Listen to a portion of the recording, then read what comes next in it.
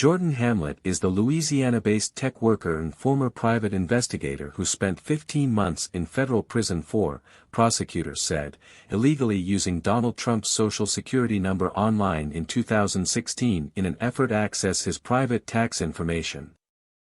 When Hamlett pled guilty in 2018, he emphasized that he wasn't trying to hurt Trump or violate his privacy but rather, wanted to expose vulnerabilities in online security. Hamlett has maintained that he wanted to encourage cybersecurity in 2016, not undermine it. In a federal courtroom in 2018, Hamlett said, "I was trying to help, and I made a bad decision. It was a mistake, and it was a bad mistake."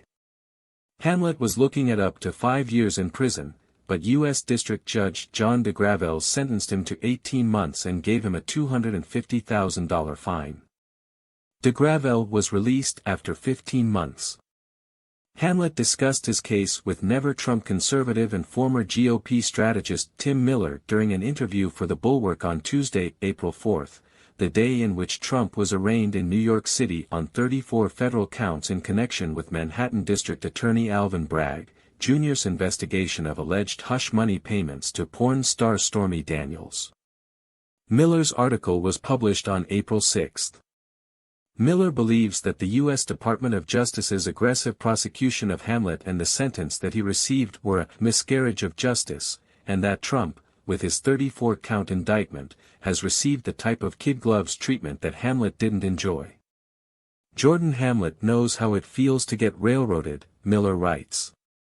To be targeted by a politicized indictment. To sit in a courtroom agonizing over how this could possibly be his life, when he was only trying to fix a problem. In other words, everything Donald Trump has claimed he's experienced, only for real.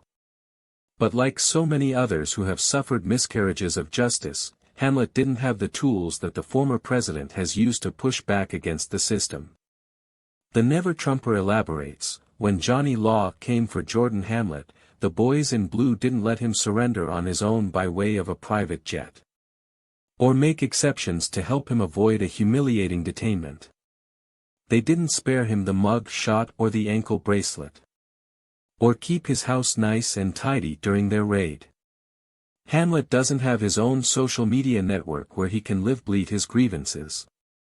Hell, while he was under house arrest during pre-trial release, they didn't even let him keep his cell phone or laptop to contact the outside world. Miller explains how Hamlett ended up on the DOJ's radar in 2016. The former GOP strategist notes, he had recently come across an IRS web tool on the government's FAFSA, free application for federal student aid, website that would make it easy to access other people's tax returns using only a handful of pieces of personal information. He had previously emailed the IRS to warn them that this system could be easily breached, but never got a reply.